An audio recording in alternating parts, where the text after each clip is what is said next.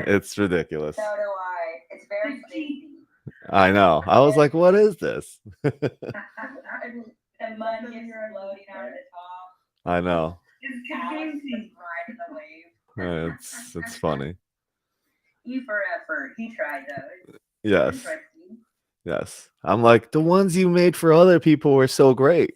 Why does mine look like this? Anyways, he's amazing though.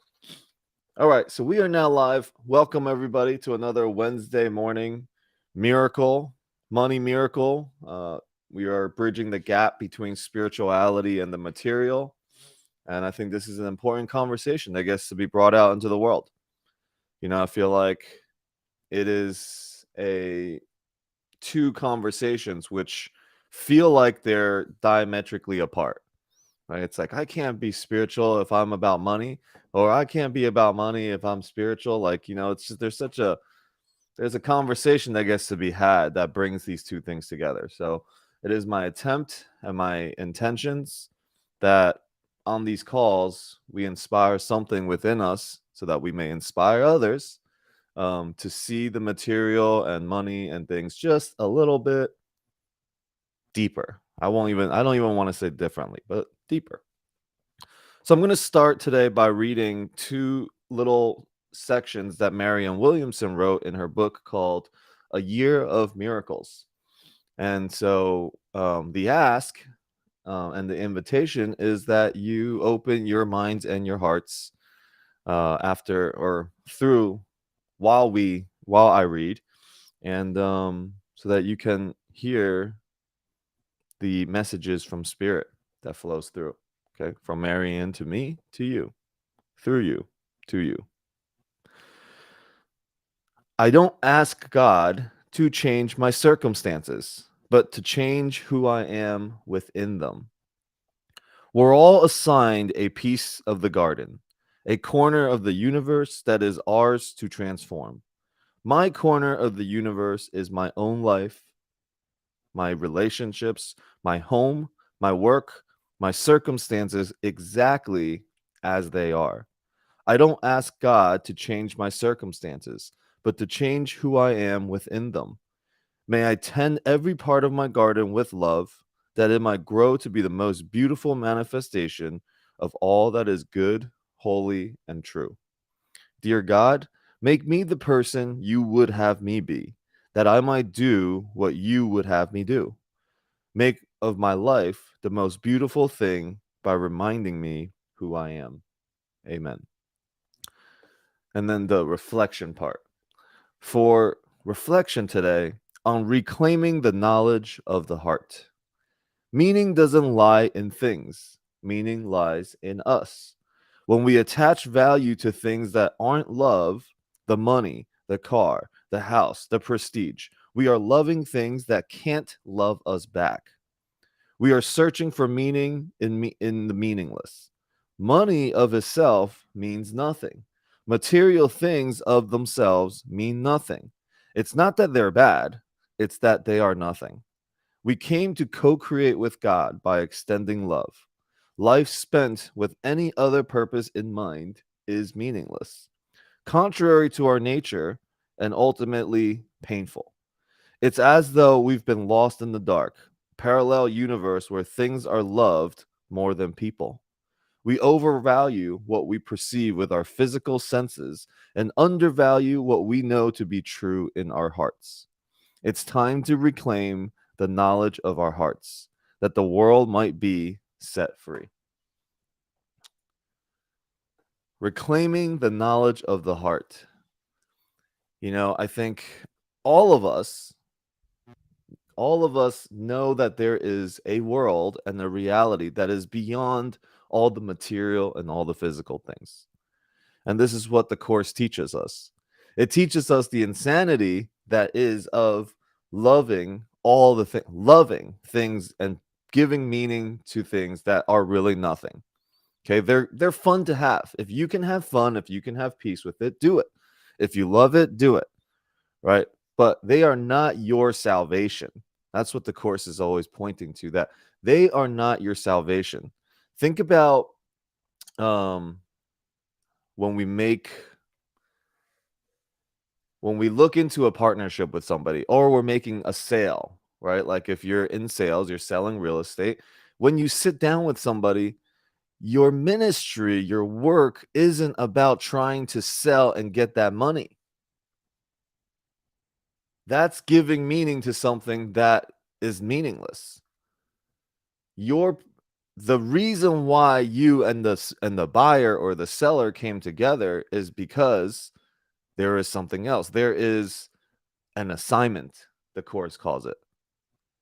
When you come into a space with somebody, the reason why they would even choose you to be able to sit in front of you of 8 billion people anywhere in the world, they chose you to sell their property. It isn't about the sale of the property. It's about assignment of relationship.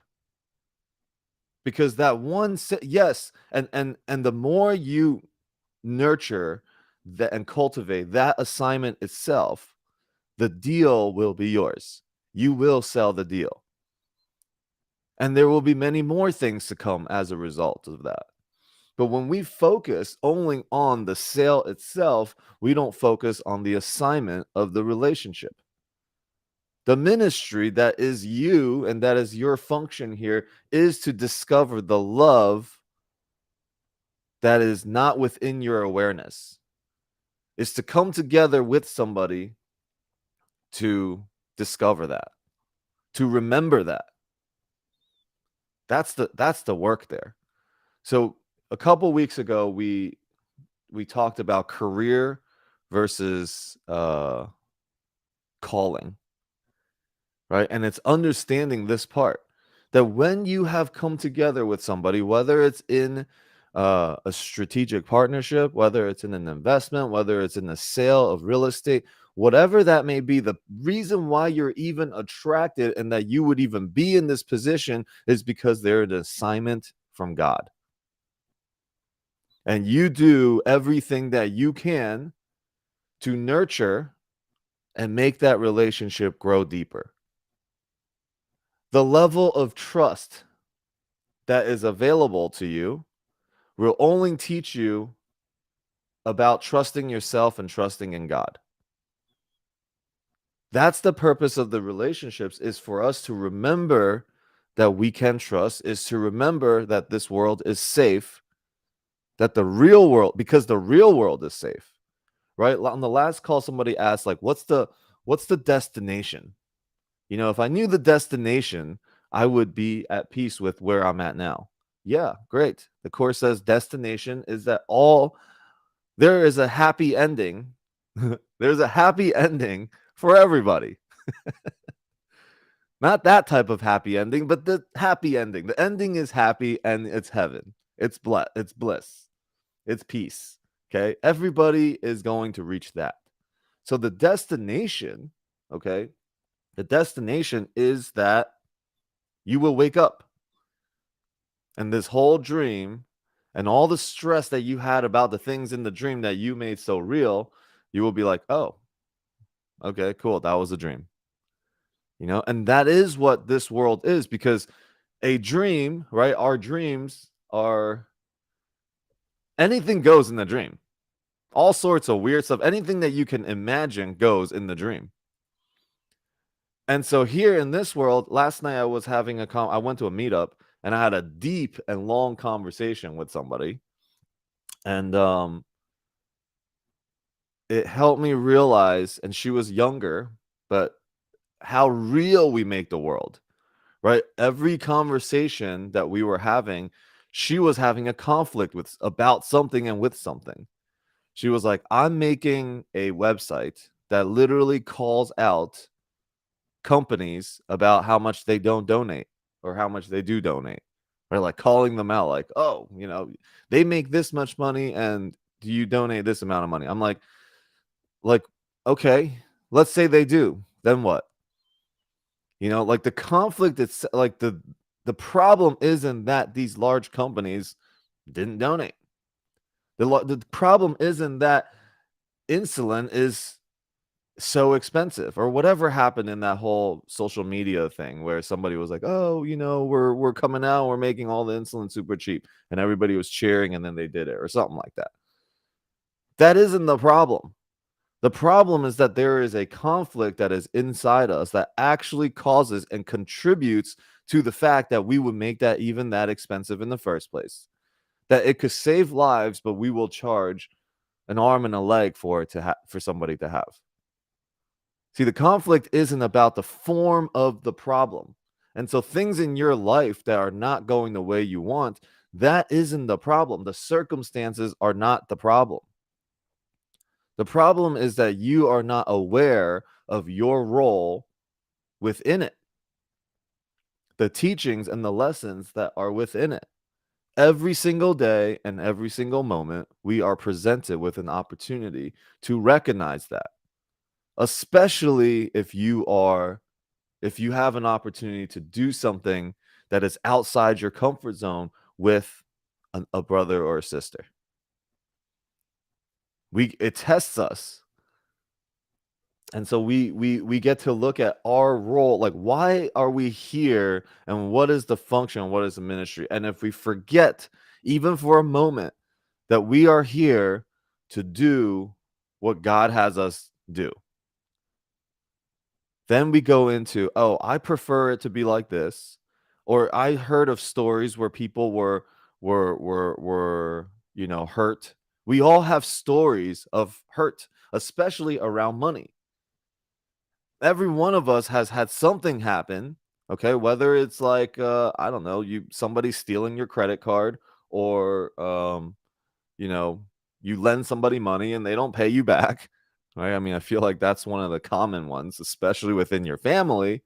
Um yeah, we all have some sort of money trauma, and it has us associate that money trauma to our relationship in this world, and through into what we see the world as, that it's a dangerous place, and the problem isn't the form of all the different types of dangers that there are. The form is that you see yourself as incomplete, as lacking, so that things could be taken away from you. If you really truly realize that the infinite bank, the abundance that is available to you, you wouldn't be worried about all that. If you knew that $1 million was going to land in your lap next week and you lost $10,000, would you even blink or lose your peace at all? No, probably not. Right? So it's the trust that there is the good waiting for us. That whatever is happening right now, the circumstances that is happening, is making us remember something. If we have the right mind, if we can trust. Now, if we trust in ourselves, then what we will do is we will become the judge. When we become the judge, people are guilty.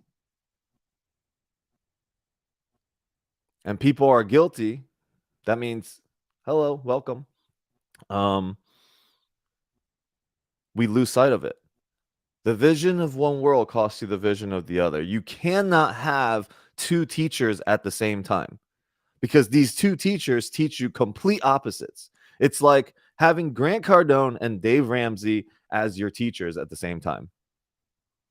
You will be confused as hell. One says to save all your money, don't have any debt. The other one says don't save money and invest your money and get good debt. If you listen to those two teachers and you think that you can listen to both, you will be confused and you will do nothing. And then you will find that in some circumstances, oh man, Dave Ramsey's right. And in others, you're like, oh man, Grant's right. And then you will just find the contradictions that each one has, and you will become the judge. You are not the judge. You don't have the capacity or the capability or the knowledge to be the judge. So it would just be silly to be the judge. It's kind of like what? So you have the ego is your one teacher, and the Holy Spirit is your other teacher. You cannot listen to both. When you listen to one, the other one does not make sense.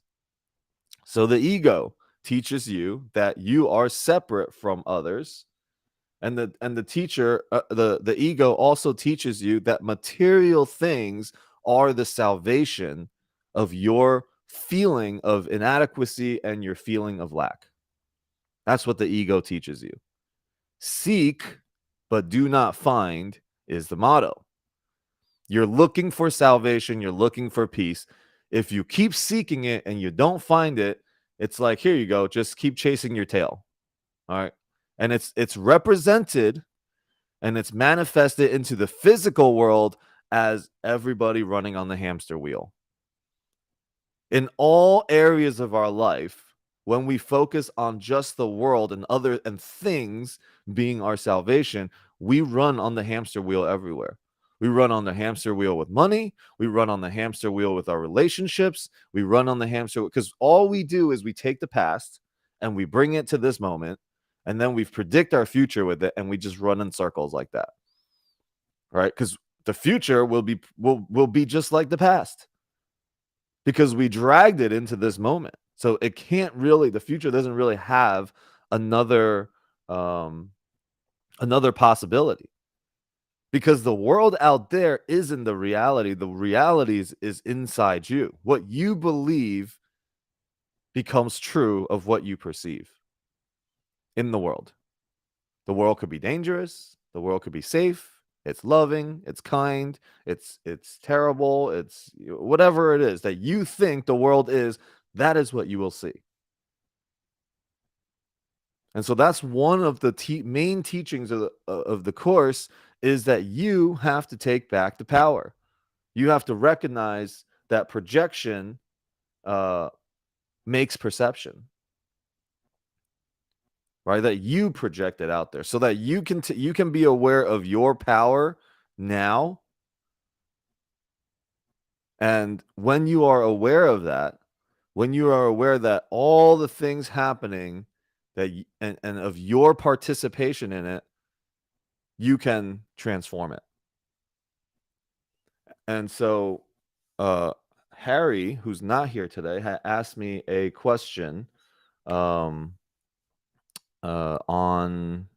after last week's call, and he's like, can you explain the section that says how is the world healed? Right? And he's like, can you do it in like 5 sentences or something? And I think I did. It was pretty good. So basically we have to so the question is, how is healing accomplished? Right? There's a section in the manual for teacher that says, how is healing accomplished? And the answer is pretty simple, but not easy to do. The answer is that we have to first understand that all possible sickness, whether it's in the body or the world or whatever, comes from the mind. Okay, it comes from your mind. You believe that sickness is real. You believe that diseases are real. So that's why it manifests as that it manifests as in the physical world as sickness. So it stems from fear thoughts, fear energetic thoughts and judgments and attacks. That's where sickness comes from. That's the problem. It isn't the form of the things we have to fix. Now, there is a payoff, according to the ego, of holding on to these things, these fear thoughts and these judgments, because there's a false sense of self-identity and that you are right about something. And there's a false sense of control, that you have control of something because you can be right about something, about the fear thoughts, about the attack, whatever it is. We have to then say to ourselves and interrupt that there is no gain in this thinking. There is no gain to hold on to this. And it requires us to honestly look at it and say, you know, my judgment on this person, there's really no gain on it. My attack on this person, there's really no gain for doing it. Okay, honestly recognizing that. And then we also forgive ourselves, because a lot of times when we don't have this forgiveness power, we're like, nope, I'm going to hold on to it. You still find value in holding on to attack thoughts. You still find value in conflict. You still find value in calling people out, shaming and guilting others. You still find value in that, because the Course says the ego teaches you that in order to release something, you project it to others. So if I give it to you in the physical world, this is why things don't make sense. If I give it to you, I should have less of it. The law of giving and receiving in the Course. If I give it to you, then I have less of it. That means if I feel sense of lack and I project it to you, I should have less of it. But it doesn't work that way. Right? If I give you money, I will have less of it in my bank account, and it will be somewhere else. That's how the world works. So we think that guilt should also work that way. And we carry it into our intimate relationships all the time. Right? We go into the relationships and we're like, "Oh, are you going to be, are you going to be home today? Are we going to watch a movie today? Are we going to have sex today? Whatever." Right? Like there's just we put that responsibility onto our partners. Like we guilt it. It's a guilt. There's a story in the Way of the Superior Man where the man makes $1 million or makes whatever. I think it was $1 million on something, and comes home, and the wife gets into a big fight with them because she's like, "Did you forget the milk again?" Right? Like he's excited to come home that he just made all this money, and the wife gets upset because he forgot the milk again. Right? And it's just like this disconnect in communication that we have, because we feel a sense of inadequacy, and the way that we think we get rid of it is we project it onto others. And so we project that. So we have to tell ourselves there is no gain in doing this. There's no payoff in projecting this onto others. All it does is that it grows my sense of pain, my guilt, and all of that if I project it. So we have to forgive ourselves for that we operated this way and we think that this is true. So we forgive ourselves and we forgive anyone else for any conflict, any sickness that we hold. And when we have finally realized that this has no payoff anymore, then we are healed. So I say this is me and my wife go back and forth on this. I think she said, she's been saying that she's allergic to her own sweat for a long time, and that she doesn't sweat, and so that she can't go to the gym and she can't do these. She just limits herself to all that stuff. And so recently we've been doing the 10X Health, and we have all these medications. I'm like, okay, you believe these things work, right? Cool. So give these things temporary power. This is what the Course says. When fear is too great, when you have given when you have spoken about the sickness for so long, it is real for you. Okay. It actually manifests into all sorts of other bodily diseases. And I'm like, when the fear is too great, the Course says you can actually temporarily give magical powers to things of this world. And then it's only teaching you to believe and to trust. Okay, so there are people that have had cancer, and that the doctor's like, there's no way, there's nothing that we can do. And they literally willed themselves to being healthy again. And they're just like, we have no idea how this is possible. Probably thousands of cases like that. And then there are people that have the fear is too strong that it requires giving temporary healing powers over to chemo or whatever other things, so that we believe that it's going to heal us, and then it actually has us believe and hope. And that's the important part, is that we start to change our mind and we believe in something. You can believe in the material things, you can believe in the healing devices of this world, or you can believe it of God. See, the Course and the Holy Spirit says, either way, it's all good, because you're going to wake up from this dream and none of that stuff is real anyway. So believe whatever you want to believe. And the Course is teaching us how the Holy Spirit loves us and is teaching us. And your job is to become more like that teacher. More like how the Holy Spirit will love. That you can love everybody equally, including your significant other. See, because the way we have it in this world is your significant other, like the ego's like, well, you're lacking all this stuff. You're so incomplete without all this stuff. And if only you can find the right person, the one, then all of your problems will be solved. And when you think, and when you meet somebody, you're like, ooh, I'm attracted to this person. You're like, could he be the one?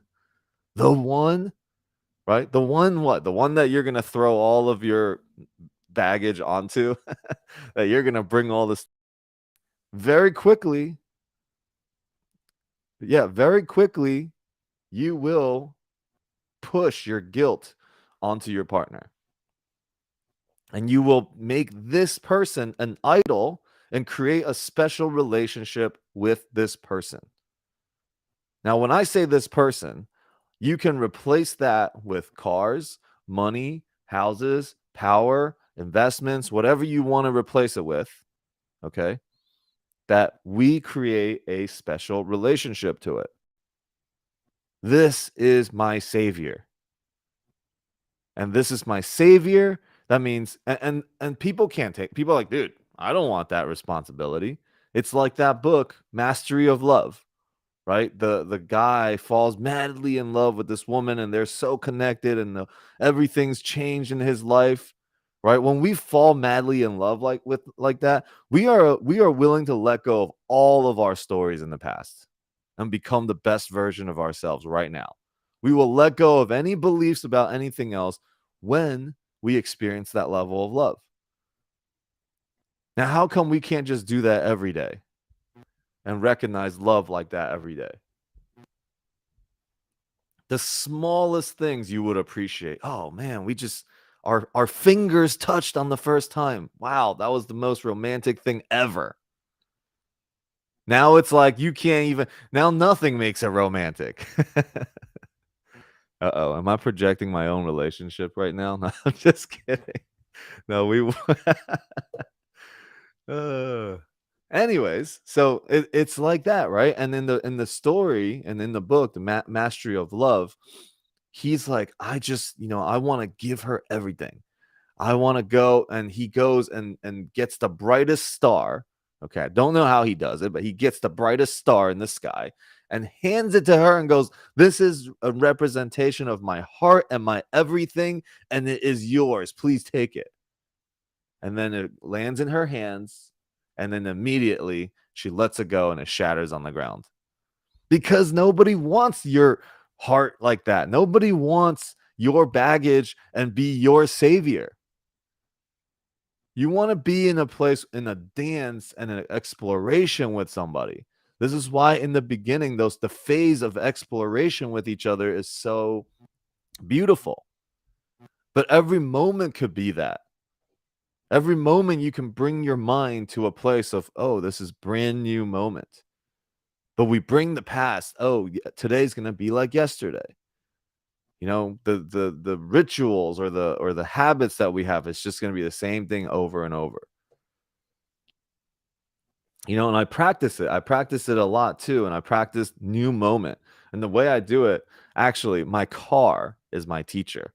Okay. So my black Tesla that I have, I remember maybe 4 years ago, I was talking about wanting to get a Tesla on this call. And we were talking about special relationships with these cars. I was like, man, I can't wait to get this car. This is if I just had it, I would be so happy. I was literally going through this on the call with everyone. I was like, I think about what would happen if somebody scratches it, right? Like, how would I lose my peace? Can I keep my peace? You know, can I not have this special relationship with my car? And I get the car. I love it. It's amazing. And guess what happens the first day? Not only did it get scratched, but a big ass pickup truck backed up and just smashed into the back of my car while I was sitting there. And he's like, dude, you don't have rear view camera? I'm like, bro, I'm not even moving. You just backed out of the parking spot and smashed into my car. Now, I lost my peace for literally 1 second because we had talked about it here. You know, the guy came out freaking out and was trying to attack me. I'm like, dude, I didn't do anything and I'm cool with whatever is happening right now. I just got this car. I love it, but you just smashed into it. So, you know, let's just get the insurance and whatever and handle it. And he gives me some false shit. Okay. I guess he's done this before. I can't get in contact with him. The insurance doesn't really exist. I'm like, oh my God. So I get quoted $13,000 for a dent in the back of a Tesla. And I could continue to lose my peace, right? But we had practiced it and we had talked about it on this call. I had done my puking of what's possible when I get a scratch on my car. You know, I didn't lose my peace. And I think that's extremely important. It's for us to become aware of what we are giving specialness to in our relationship with our significant others, the specialness. You know, Lyra, like a week ago or 2 weeks ago, you shared that you lost your peace because your husband didn't wait for you at the grocery line. You're like, I'm going to go pick this thing up. And then he just pays for his thing and leaves. And you're like, this is the biggest offense that could pop. Like, what are you trying to say? What are you trying to start something? You know, like you got something to say to my face, right? I mean, we automatically go to attack after a certain period of time. And it's just our own sense of feeling of lack. You know, now let's take that to the very beginning of the relationship when you are just madly in love with someone. They do that. You would literally you wouldn't feel anything. You would be like, oh, you know, you would probably give them the benefit of the doubt. You will figure out loving thoughts instead of feeling disrespected, violated. Violated. That is that's a strong word for somebody paying for their groceries and going off, you know, to the car. Violated. Man. The beginning men are still in training. Yeah, so you know, we create special relationships like that with our money, with our significant others. And can we just step into the new moment? And every time I'm in my car, my black Tesla, I remember the moment that I really wanted it. And I'm like, man, I love this car so much. Every time I'm in it, my wife's like, I know you'll love it. I'm like, I love it so much. And there are times, of course, I'm like, ooh, you know, I really like to own a Lamborghini Huracan. I really like the Urus. I really like the Bentley, you know, Continental. I'm like, I could get those. And then I'm like, this is my baby right here. You know, and to want those things is not a bad thing. Right? But does it have you or do you have it? Right? It has you if somebody scratches it and you lose your peace. You just threw your peace away. Because is peace the most important thing, the thing that you want the most? That's what the Course says. The Course says you must interrupt yourself and recognize that this is what I want. I want peace. I don't want the anger. So then what is the payoff in being angry in this moment?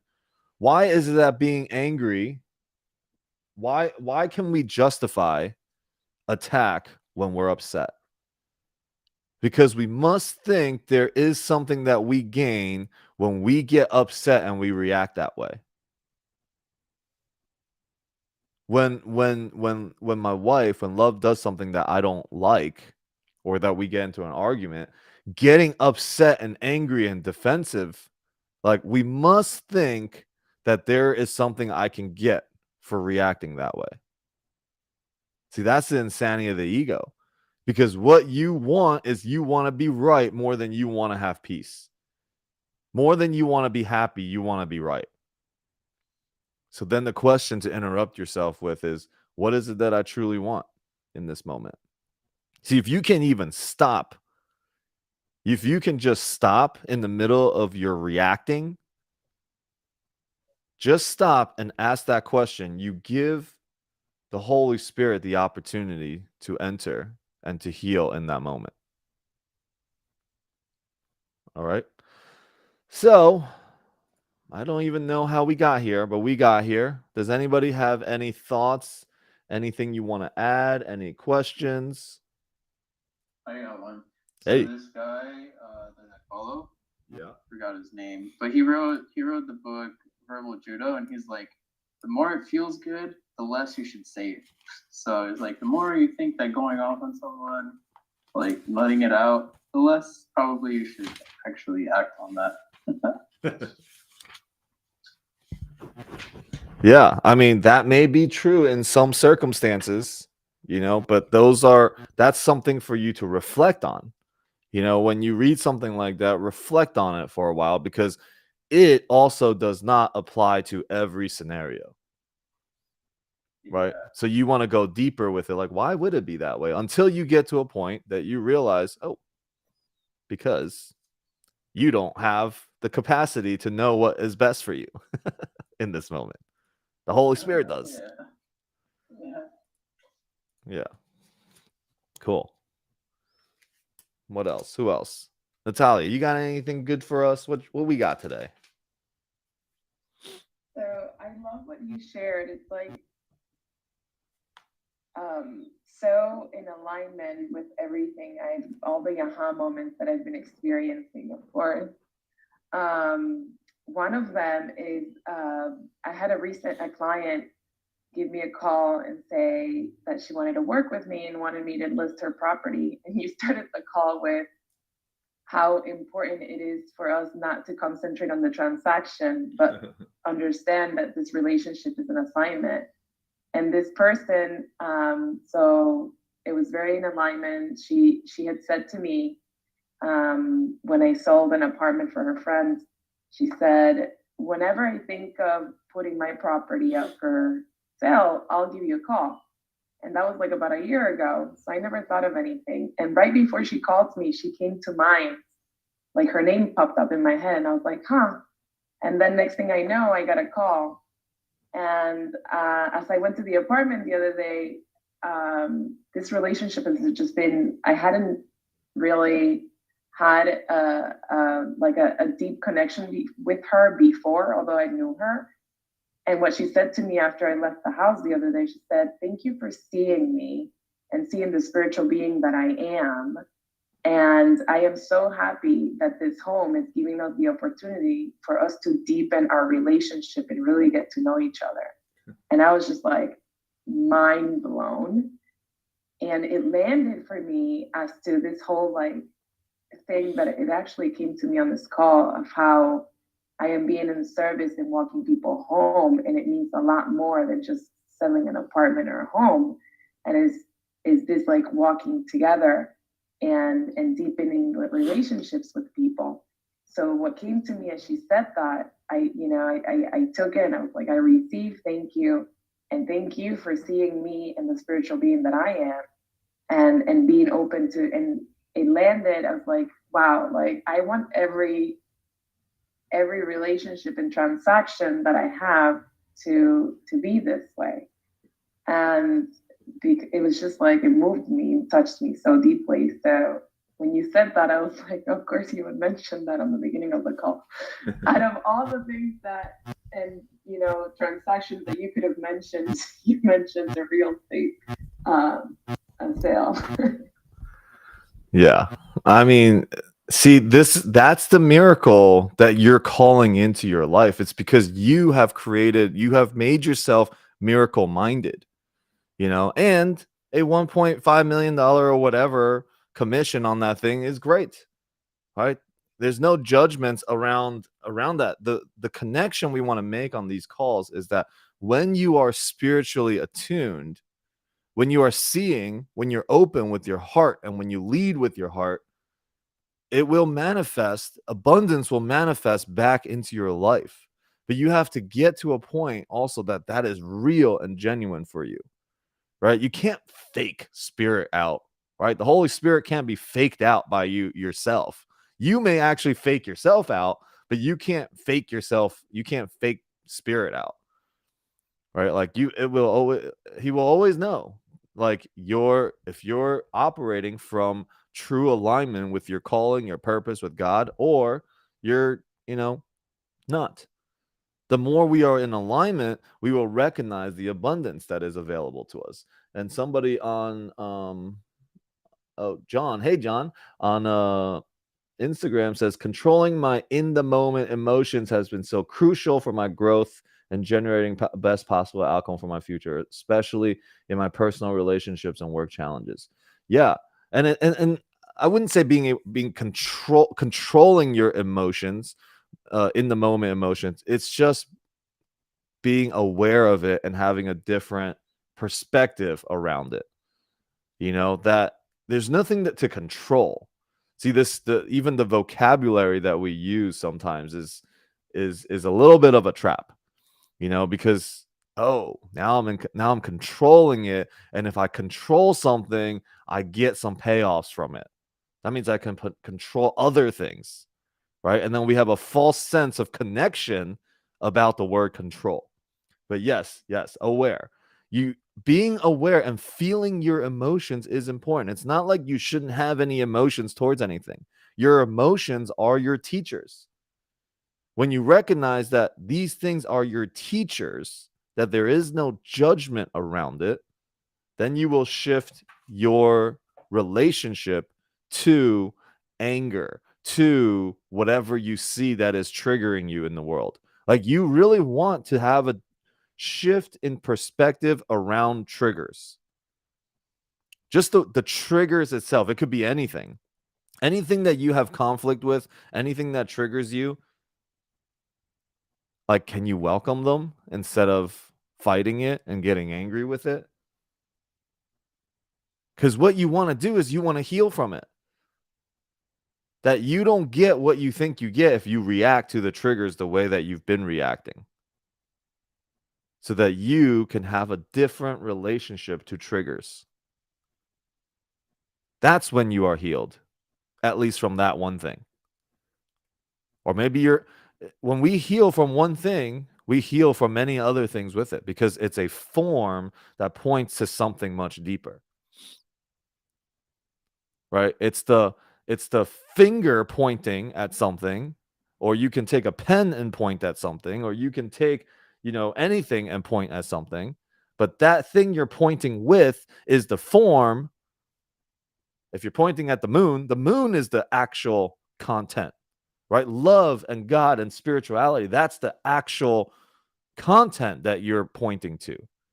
But we react. And the other day, I think I already said this, but I'm outside and I'm like telling my dog to look at something. I'm like, look at that. What's that? And my dog just comes and looks at my finger. I'm like, wow, we literally behave like dogs. It's innocent. It's cool. It's funny. But can we also, treat and think of people that do that as cute and funny and innocent? And that's the healing of our mind when we're thinking about other people. Is, can we see the innocence in everyone? Can we see the Harley dog? Can we see my dog or your dog or whatever in people? Right? They're just innocent children of God. Regardless of the words that come out of their mouth and the actions that they're doing and all of that stuff. It's not an attack on you. It's a projection from them that is teaching you about your own projections. It's mirroring. It's mirroring what triggers you. So, yeah. And then last week we were doing the development of trust. Or not last week, it was Sunday. When you must learn to find this level of peace. Okay, there's a moment in your stages of trust that you must learn that you have to lay all judgments aside and ask only what you want in every circumstance. Every scenario. What is it that I want?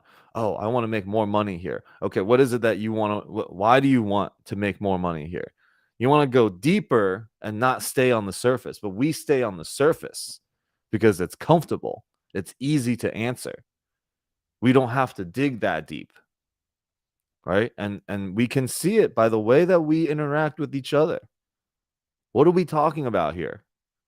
Right? Like and it's not a judgment, but when I was at the meetup yesterday, there was so many conversations that was just on the surface of like money, of this and of, like it's a lot of people trying to show like, oh, what is it that I do? And it's like, and I noticed this because it's in my awareness of networking, right? Like people are kind of like, and you see a lot of people running around trying to meet as many people as they can. I'm like, wow.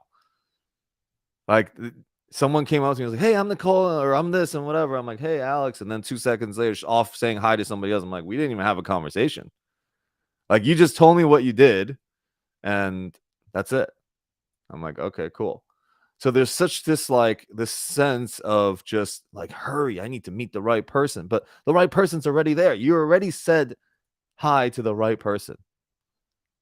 Now, like, explore. Now, and this is not better or worse or good or whatever, but sat there. I met 3 people, really. I met 3 people. And, yeah, I sat and talked to one person for like 2 hours. We were talking about the conflict of the world and all of this. And now, like, the conversation goes deeper because we're looking at each other's philosophies.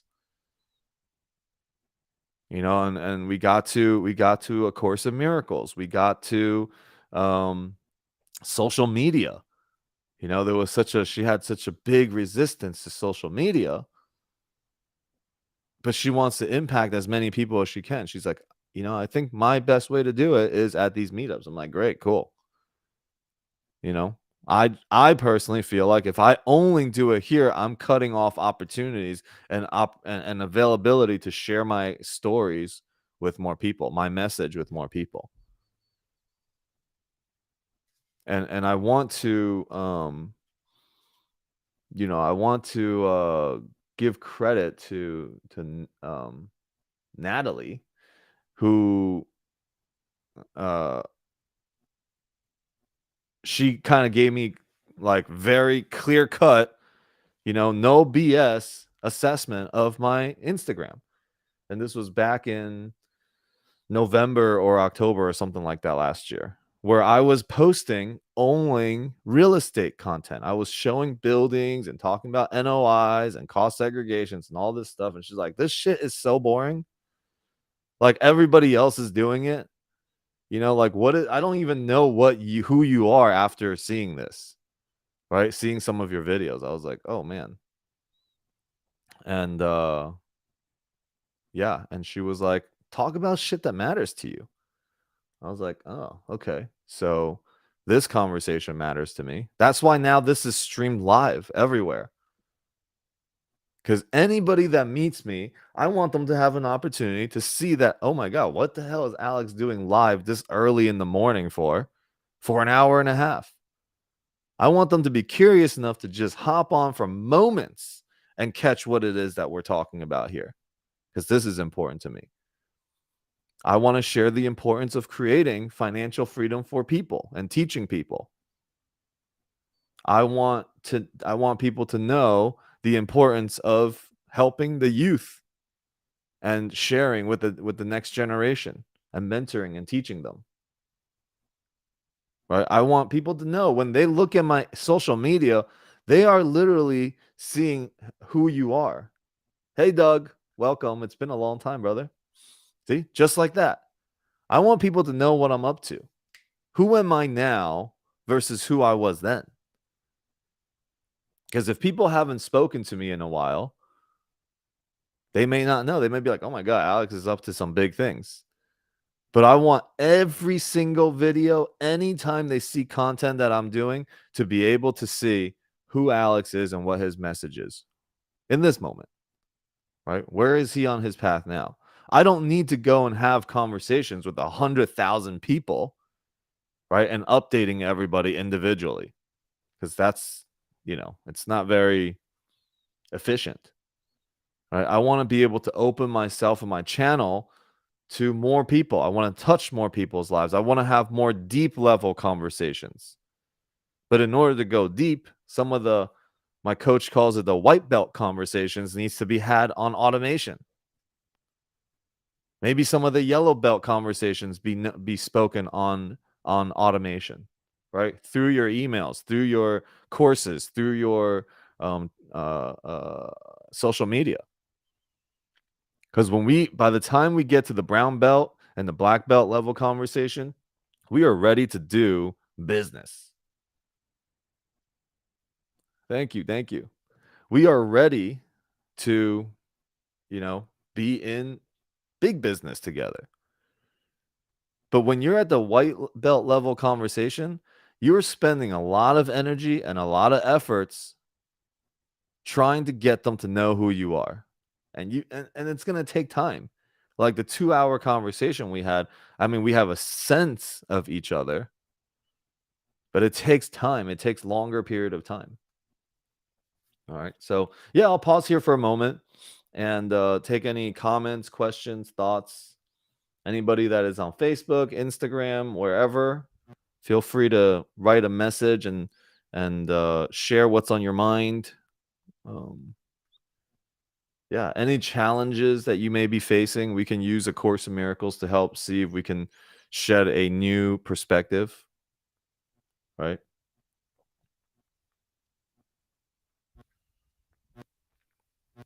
Welcome, Carolyn. Good to have you here. I can share some. Oh, go ahead.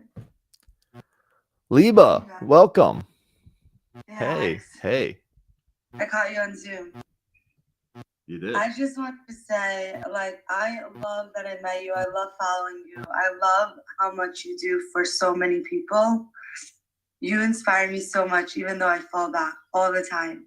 And I know we've had so many similar conversations. But I'm just anytime I catch you, I'm just really grateful. Because you're just a really, truly honest, genuine person.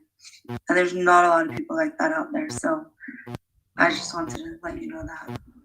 Oh, I'm sure there are a lot of people, and you will meet more. I'm sure of it. And thank you for that. And Liba and I, we met at a conference. It was Chris Crohn's conference. It was in February 2020, before the world shut down. It was 2020. No, it had to have been way earlier than 2020. No, it was February 2020. No. Yeah. Really? Yeah. Because I met him at a conference that I went to January 2020, the month before, and he's like, come. Chris Crohn. Yeah, Chris Crown. 2020? So it's only 3 years ago. Yeah. That's crazy. I thought that was 5 years ago. Look how much your life's changed in 3 years. It has. So at that time that Liba met me is around the time that I did my first partnership that I learned from Chris Crohn how it's done. And somebody invested with me on my first deal, and I was making my comeback. I had lost everything. The restaurant business failed. I lost my house. My car got repoed. I had a lot of same story that I've been sharing. And I moved down to Florida. And John and whoever, Doug, if you're still here, you guys all know the triplex house, the house that I had in Newark. Amazing property. And I ended up losing that because of the restaurant. Jake here knows. Jake's been there. Yeah. Lost the house. That house probably worth $1.2 million right now. All right. So lost the restaurant, was $450K in debt. And then I was like, I watched this guy, Chris Crohn, for a while. He's talking about partnerships, how it's done. I'm like, So I signed up for his course thing. And this was before I went to the conference. And I took his course and I was like, I'm going to follow these exact things. I asked for his documents that he had because he was like, I provide you with the partnership documents, all of that. And it was in Vegas. That property was in Vegas that we did a split on. And we did so well. That property led to another partnership, to another. And very quickly from there, I was generating about $20,000 a month. And I had put no money down on any of the properties that I bought. And I was a 50% owner in it. And then I went to Chris Crone's conference and I had messaged Chris Crone's team. And I was like, hey, I took your system and I did this with 3 properties. And I did 3 partnerships like this. So I wanted to thank you. He brought me to his back room and we had an interview on his YouTube channel. He brought me onto stage during the conference.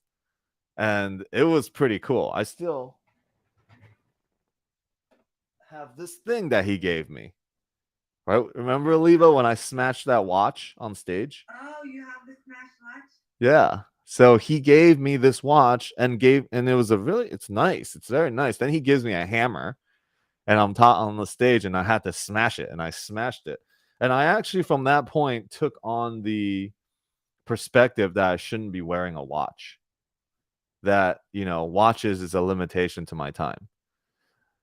And then last year I met Grant Cardone. I was on his TV show and great. I get an opportunity to be hanging with a billionaire and my broker walks by with a nice watch on and they go off and start talking about watches for 40 minutes. And then I'm like, okay, it's my time to talk to him. And then he's like, damn, I gotta go. Gotta go. Doing great, Alex. I'm like, oh, fuck. This damn watch, right? This is my thing about not wearing watches. Just cost me an opportunity. So I had a limiting belief about it. See, nothing is set in stone. Like this watch theory is not the truth. It's just in that time, it worked for me because I couldn't afford a nice watch, right? The last watch I had was a Fossil watch in 8th grade. That was $85 that I thought was really expensive and nice, And so right after that, the next day, I went to Hublot and I bought a freaking really nice watch.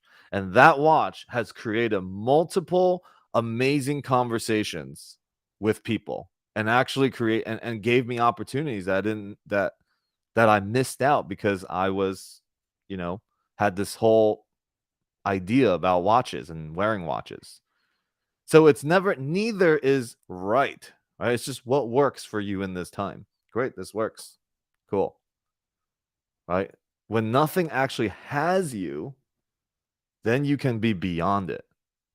And so now I got this watch. I'm like, and people worship their watches. They put it on an altar. I don't. I'm like, this is a great watch. I love it. It's just like my car. I can love it and enjoy it and let it do what it's going to do, but I don't need to. It doesn't need to have me. Right? Like I won't judge people based on what watch they wear and all of that. But that's just for me. That's not, and I don't need to judge people for if they judge or not judge. By all means, do what you want to do. Right? But the watch itself has brought really amazing connections for me, And if Grant saw it, he may be like, "You're a friggin' idiot," or he may say, "Ooh, nice watch." I don't know. Right? Because he changes his mind about it a lot. I love that. That's such a great story. Thanks. But I still have this back here. Wow. I'm going to put it right next to the nice watch box that I have right there. Yeah. I love that. Thank you. Yeah, thank you for that memory. And it was such a great time at that conference. That was amazing. Chris Crone is great. I have a question. Yes. How do you? Every time I see you, it's funny because I remember that conference and I remember everything, and then I look at what I've done over the past 3 years, and yes, I've accomplished some, and then I've also lost things, and I'm just like, how do I stay persistent in what I do and not like keep falling back? How do I build and build and build and build? Well, first, you have to find a reason why and a passion for something. All right, Brooke, You are awesome. Have an amazing day. Thanks, babe. Bye. Yeah. Never So hurts to have a friend. Thanks, love. Have a good day, everybody. you have to find your why that you're doing it. You got to really love it. Like, it can't just be, I'm tired of being whatever, like stagnant, right? It can't just be that. I mean, that could help drive it, but it's not going to have it last, because somehow you will still find comfort and payoff in the old habits, which was comforting. And in times where you feel challenged, like, let me just go back to that. Let me go back and be under the covers for a little while. But you need to find the drive of why you're doing something. For me, shortly after that, like, I moved to Peru, and I didn't think I created like that big of a result for anybody. I was like, oh yeah, I'm doing great for myself. Don't really need to do much. And I moved to Peru, and I wanted to teach people. I always loved teaching and coaching. I come from that background of coaching and mentorships. So I wanted to continue doing that. I was taking on some one-on-one clients. And then I came back to the States, and I was going to move down to Peru for good. We were going to permanently move to Peru. I'm just going to live in a village around the mountains, play the guitar. I don't really need to do anything. I'm retired. I don't need to do anything else besides that. That I loved. We just, we went and we ate some magic chocolates and went and sang kirtan and just did that for 5 hours a day, 6 hours a day. Just playing the guitar and singing. I was like, this is great. I don't need to do anything. But then I came back to the States, and I've shared this story before. The old lady at the Publix, she is 85 years old at least, probably, and working as a cashier at Publix. Like, that saddened and angered me to a point where I take action. I think about it every time when I do this call, when I do my Monday night call, my Thursday calls. Anytime I'm mentoring people, I think about her that I'm also speaking to, like a younger version of her. If she had just met somebody like me, maybe she wouldn't be in that position. And if I can say one thing, and I'll talk about all sorts of stuff, but if one thing lands for somebody that changes the trajectory, then I am accomplishing my mission. That drives me, that drives me every day to be on these calls. Because why do 7 o'clock in the morning for me? Like, I'm going to get up and, at 6, and then prepare for this call and do this twice a week. And then I have, 4 other calls that I do kind of like this.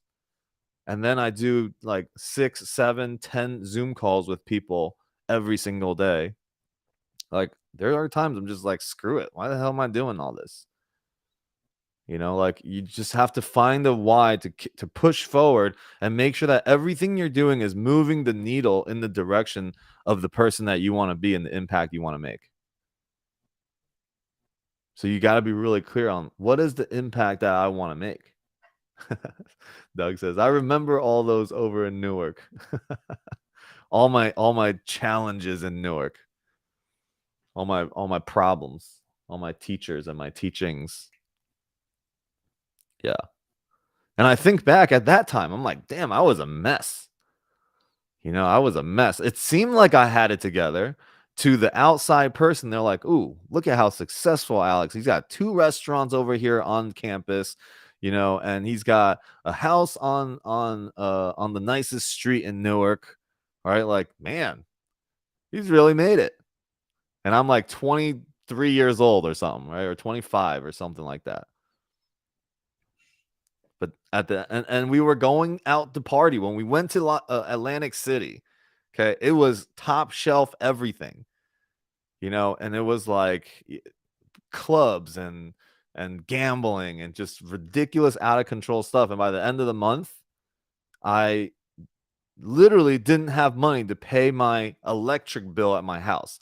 They would shut the electricity off, and I have tenants in the house. It's 1 metered. And I'd be like, oh, they must have made some sort of mistake. And I had to go and borrow money and pay the electric bill so that I can have electricity for my tenants. I was the worst. I mean, I was the best landlord, but those types of things were the worst. Heat would get shut off, water would get shut off, and things like that will always happen. Like every 3 months or so, something went shut off. I'm like, I don't know. We got to check with the city. I think maybe they're doing something with the water right now and they shut it off. Just wait. Like, just ridiculous. And when you shift those habits that hold you back to like positive ones, you know, and one of the things that all the successful people share is showing up. Showing up requires a lot for us. Like, you guys showing up to this call, I don't know what you're going to get out of it. You don't know what you're going to get out of it.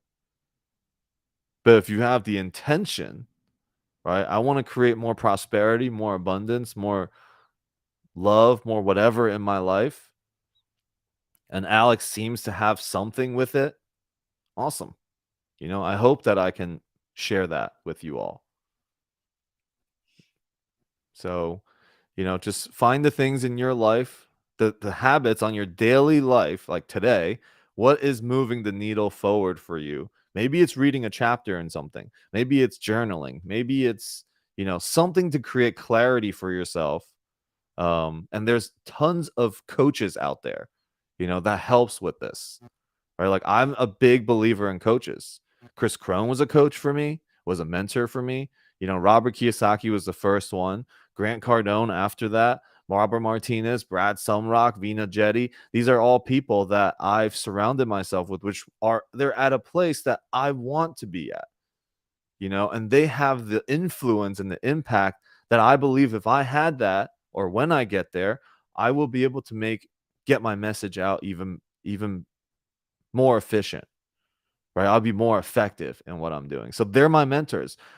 Last year, and this is just me, and I'm not saying this is the only path, but I pay for speed. There are 3 resources that each one of us have. We have money, time, and energy. And you can pull on either one. When you are missing one, you can always fill it with another. If you don't have the money, put your energy and time.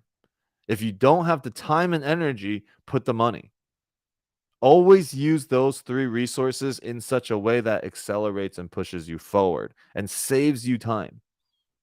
Now, yesterday, I was not yesterday, but some time ago, I'm having this conversation about money, time, and energy.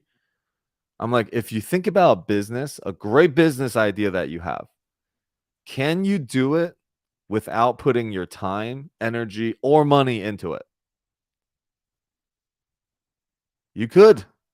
If you brought 3 experts together that had all 3 of those things, and you get 5% of it, 10% of it, 1% of it, that would be amazing. Right? And they will probably do it better than you, because whatever idea you have, if it's in certain, you know, certain fields, if it's in tech, somebody knows tech better than you. Bring that person in. All you have to do is focus on building relationships. See, relationships opens up opportunities. Opportunities lead to abundance. And if you can create businesses like that, and you could put 3 people together that have different needs, and you can form a business out of it, and you kind of just show up when you want to, but the business doesn't require you, that's what you want to do. I've yet to learn that and do it myself, but it sounds like a good concept. And it's possible. If we believe it, it's possible. Thank you. That was Yeah. awesome. Yeah. And I hope that, you know, we continue to stay in contact, because, you know, from that conference, you're the one person that I've stayed in contact with. And I think you've done you've played a bigger role in keeping us in contact than I have. So I appreciate that. You know, I remember for some reason you were at the Grant Cardone conference, the first one I went to. She was there trying to sneak into the conference, right? Or something. You were just happened to be there, and you're like, let me try to figure out how to get in there. I wanted to go to the conference, but I couldn't be for it. So I figured if I just show up, I'll meet people that are at the conference. And I did. And I met some people, and then I saw you. That's crazy. Yeah, it was awesome. And then you came to another conference with us And you like stole the show in the whole conference. It was great. So it's I need to learn to use all this knowledge I have and really use that. yeah. That's a struggle, I think. Well, you have a gift. Okay. You command a room. You are good at taking up space. You just have to figure out how can I use that in a way that will move everyone forward, including myself.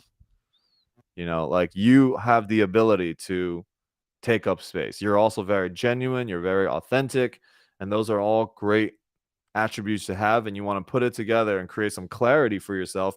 And how do you leverage your strength like that? Because you have it. You have a natural ability to take up a space in a room. And not everybody has that. That's an incredible strength that if you focus on that and you craft your message, you can literally create something abundant and great for yourself quickly. All right. So reflect on that for a little bit. I feel it, and it's frustrating because I know that, and I don't know what that one little thing is. Yeah. Well, you know, on these calls, we want to practice giving it over to spirit. Like the reason why you don't feel it is because there is a channel in you that is blocked.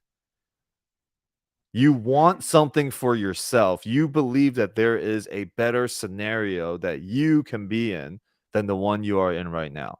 And that blocks the channel to being able to hear the message that's trying to flow through you.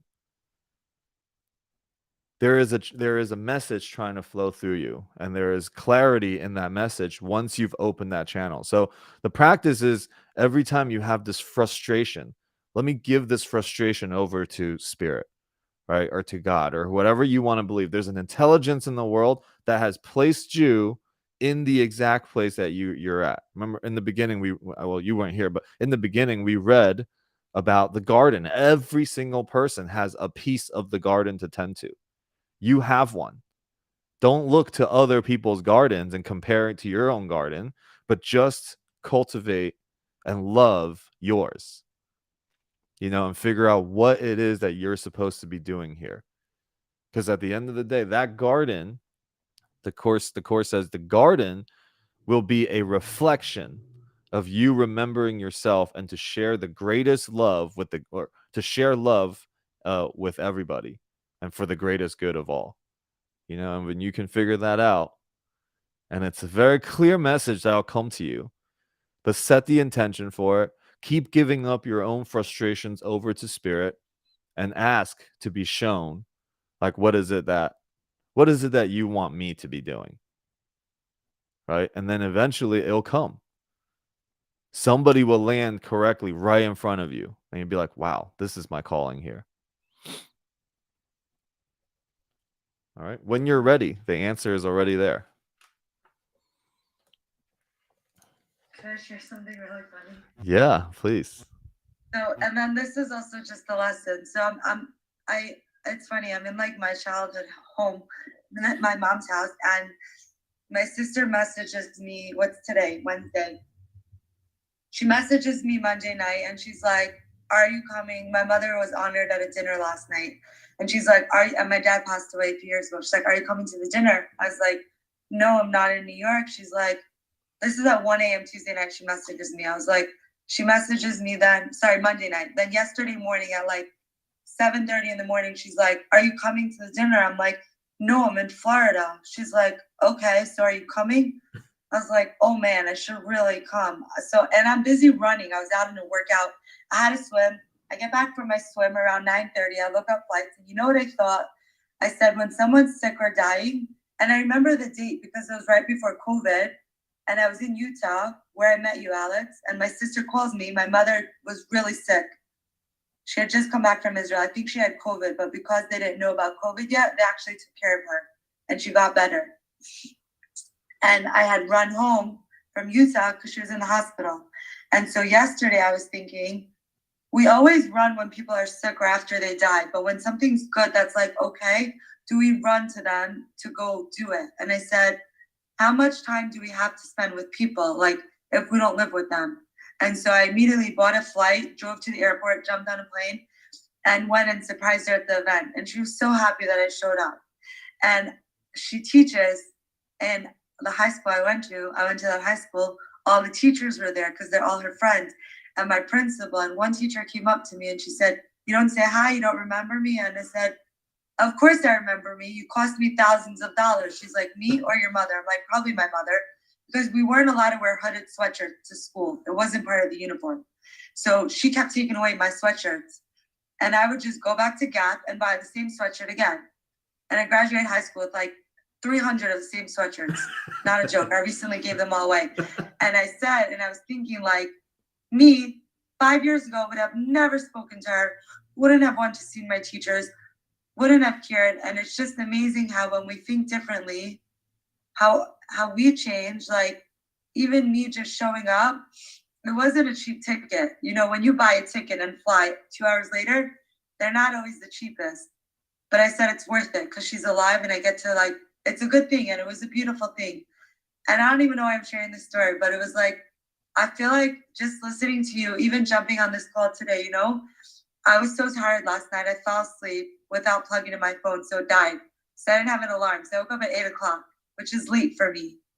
And I'm like, I needed the sleep. I needed this. I needed all of this. And I needed to be here right now to hear this and to just, I don't know, do something different. Like I'm in New York right now. My car's sitting in Orlando airport. I paid for 2 days parking. I'm like, I have no idea how long I'm going to New York for. Probably going to be here longer than 2 days and just pay more parking when I get back. But yeah, things are definitely shifting. They have been. You know, like going to Dr. Joe Dispenza 2 weeks ago is just opening up my brain to so much more possibility. And you were talking about that as well. You know, just what's out there. There's so much out there. There's so much in here, in here, not just out there. Yeah, in here as well. Yeah. So yeah, that's a great story, and thank you for that story because my mom is sick right now, and she missed the trip to Switzerland with my sister, and she's just in New Jersey by herself, and I should fly over there. So thank you for that that reminder right here. It's and I'll tell you why. I'm sorry she's sick. I'm sending her love and healing and energy. When my father died, I didn't see him for 9 months, and he was sick, and I kept saying, next week, next month, I'm gonna get on a plane and fly. Next week, next month. And next weekend, next month was 9 months later, and I got on a plane to fly to his funeral. And I said, I'm never gonna let that happen to anyone else ever again. Like, ever. Because money will always come back to us. Always. And you know, I went and booked my flight, and I was like, shit, I don't even have that much money left. I just flew through a lot. And I go to United, and they're like, oh, you have this massive credit. And the flight costing me $90. And I didn't know that. And I was looking at flight on Google Flights, and it wasn't booking it for some reason. So I'm like, fuck it, let me go to United app. And it pulled up my reward number or whatever. And I had that credit, which it was expiring in 3 months, and I didn't even know I had it. So everything always works out. Yeah, for sure. That's And amazing. your mom will be so happy to see you. Yeah, definitely. Yeah, thank you for that reminder. Hey, are you still going to be working in Spain, or are you back in the States now? It's funny you should ask. I was in Portugal. Or Portugal? Close. And I had asked, remember I asked you if I should go to this conference, Samuel Leeds? Yeah. Samuel Leeds is similar to Grant Cardone, for those that don't know. Thanks. And I went to England. I was living in Portugal selling real estate for 3 months. I went to England for a one-day conference, ended up signing up for the conference, spent a lot of money, almost 10K pounds. It cost 12K pounds. I owe 2,000 more pounds, which is like every 2,000 pounds is about $2,500 or $2,800. And I am like, there's another conference coming up next week. And I'm just like, do I go to it, spend more money that I don't even have? Like, I feel like I'm missing one piece of something. And I just don't know what it is. So I have no idea. I'm like, I have no idea where to go next. I'm also a travel nurse. Do I stay in the US? Where do I live? Do I go back to Europe? Do I go to the UK? Like, I'm just at a loss. So I'm just open. And I signed up for Dr. Joe Dispenza, went and did the retreat. So now I'm just meditating every day and open, really open to whatever might happen. I technically still work for my boss in Portugal. I'll get paid commission if I sell something. Yeah, it's kind of a wild ride I'm on, as usual. Yeah. And I'm sure you will, you're open and let the inspiration come to you to be somewhere where you're going to be able to find some groundedness. Oh, Thank you. thank you, Claudia. Thank you for being here and thank you for witnessing. Yeah, thank you, Natalie and Claudia. Yeah. So, yeah, go ahead. You wanted to say something else? I was just saying it's the collective energy, but I'll let someone else share. I know someone else started talking when I started talking. I think it was Vera or Marissa. I don't know. No, it was Natalia. Or Natalia, one person in this. Yeah. But look, everybody appreciates your shares. So this is the invitation also. Like if something's on your mind while we're on these calls, like I invite you to share it into the space, because we're in a collective conversation here. When those thoughts come, it means it's here for a reason. There's probably more people needing to hear it. Right? So How do you? Okay, last thing. I keep saying that. At Dr. Joe Dispenza, I can't get out of this chat. Oh, here. So someone came up to me. I was on a chat for AI that I got kicked out of, which was like perfect timing. 20 minutes before this week-long meditation is supposed to start. And the guy kicked me out because he's like, it's AI and no one cares you're at Dr. Joe Dispenza's event. And someone found me out of the 2,600 people who was on the chat that I didn't know. And she wanted to find me and she found me. She's like, why don't you start your own WhatsApp chat? People love what you share. And people have told me this, but I just don't know how. People have asked me to coach them years ago when I did triathlon and I was competitive. And I'm like, no, I'm not a coach. I have coaches. I don't know how to teach. How do you go from? I just don't know how to you just say yes to the next opportunity and you just roll with it. All right. If somebody asks you, just That's how I ended up in Portugal. well, yes, and I'm also saying if somebody asks you to be a teacher or a coach or something, it's a great honor to be that. If somebody were to reach out to you for coaching and for advice and things like that, it means you have somebody's attention. And when somebody has your attention, or when you have somebody's attention, or the attraction that I was talking about earlier, it means there is what the course calls an assignment. Right? Like when something is meant to be done together, there's an assignment here. Don't tell me I can't. Ask me how I can do. Yeah, there's an assignment, and it's a discovering of what the relationship can amount to. And it's having somebody in the same space with you, us being on the same call here at the same time in the whole entire world and universe. It's like winning the lottery 1,000 times, and that's what's available in this relationship, in our conversation right now. What is available for all of us that is witnessing is winning the lottery, whatever number it is right now, 1,000 times. That's the potential of it. See, we can't even fathom that. Now, if we can, but that requires faith and trust that this relationship is the lottery times 1,000. And if that was the case, how will I nurture this assignment that I've received? And so when somebody asks me for coaching and somebody says yes to me, or somebody says, hey, how can I, something, like I will do everything that I can and give all of my energy that I can in the moment, or set something up to be able to spend that time with them, because I have their attention and I will not take it for granted. Right there now, when you or somebody when attention is had, there's an opportunity because minds are opened. Minds are open, and there's an opportunity to come together and create a learning moment. It's not that you're the teacher always. The teacher and the student kind of dances in a circle around the fire, and the fire is the learning. But you will be dancing around the student teacher position all the time. You are a learner. You will always be a student, and you will always be a teacher. As you share today on this call, you are already a teacher. You are also a reminder, right? Like literally after this call, I'm gonna call my mom. So there's a teaching moment, there's a reminder moment, and it's a reminder of love. So you're already doing it.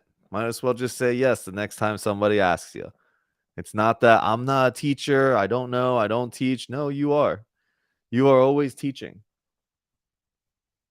Thank you. Yeah. I'm gonna tell this person. I'm gonna start this AI thing, which I don't even know what the fuck. Like I'm such a newbie, but she's like as new as you are to all of AI stuff. Like you know more than a lot of other people. Mm-hmm. So I'm gonna start it. Hey, if you know a lot about AIs, I'm ready to learn as well. So let's set up a call too. Cool. Yeah. I'm gonna tell her to chat and see what happens. Okay. Beautiful. Perfect. All right. Any last thoughts, last comments before we conclude it here today on this call? Thank you all for being here, and witnessing. Appreciate you. I like to say, Hey. about that artificial intelligence. I deal with artificial intelligence integration with companies and stuff like that. So if she ever wants to contact Annika and possibly get my number or something like that, I can probably help her with like a free consult to kind of give her a leg up on that, and maybe possibly help her understanding of how all this is going to happen, because that's essentially going to be the biggest player in the future of business, in my opinion. No doubt. Why don't we set up a group call? Okay, I'll put together something. I'm gonna write this down. We'll do a little group call and do a little powwow and see if we can create something that we can share and teach everyone else in my community as well. That sounds pretty big. I would love to do that. We would have to have some specific talking points on the specifics of what people are asking, because as you know, with this type of technology, you have to be very specific to get a laser result, like a laser pinpoint result. Yeah. So, Yeah. Definitely. Yeah, that's something up. It might, like I said, it's gonna take some weeks to put together, but I'll have more specific talking points to kind of help out. Cool. We'll get on a call and we'll just brainstorm from there. Awesome. Thank you for the call today. Yeah, thank you for being here. All right. So anything else before I read the last kind of parting ways of this call? Let's see. Am I missing something in the chat? And what else is teaching other than reminding each other? Yeah, it's a reminder. See, there is nothing that you don't already know inside. This is the abundance and the understanding that you are perfect, whole, and complete already. You don't need anything else to be your salvation. That inside you already know. You can recognize spirit and you can recognize truth. And if it's a simple, teacher is not just me telling you how to do algebra and what's 1 + 1, but it's literally a reminder of the truth. But I'm also in the same place. As I remind you, I'm reminding myself. As I attack myself. So yeah, it's, one of the course's main lessons is also, in order to keep anything, you must share and give it away. In order to keep anything, you must share and give it away. Think about it. If you have a great idea and you don't write it down, you don't share with people, you will forget it. It happens to me every day. I'm trying to make videos. I'm like, that's such a great idea for a video. If I don't record myself right there, I will forget that idea. So there it is. I can't keep it, but I don't share it. This is just one example. Anyways, all right. Going once. Going twice. All right. Day 197 on a year of miracles with Marianne Williamson. In order to go deep, I make sure I go slowly. When things in the world are troubling, my need is not to join in the chaos, but to cleave in the peace within. The way to gain power in the world that is moving too fast is to learn to slow down. The only way to spread one's influence wide is to learn to go deep. The world I want for myself will not emerge from electronic speed, but rather from a spiritual stillness that takes root in my soul. Then and only then can I create a world that delights my spirit instead of one that shatters it. Dear God, may I remember to go deep in each moment, to truly see and hear and reflect on what is happening all around me. May the depth of my vision and the clarity of my perceptions then deliver me to a peaceful place. Amen. All right, everybody. It's been real. Have an amazing day. Lead with your heart, and I will see you all on Sunday. Peace out.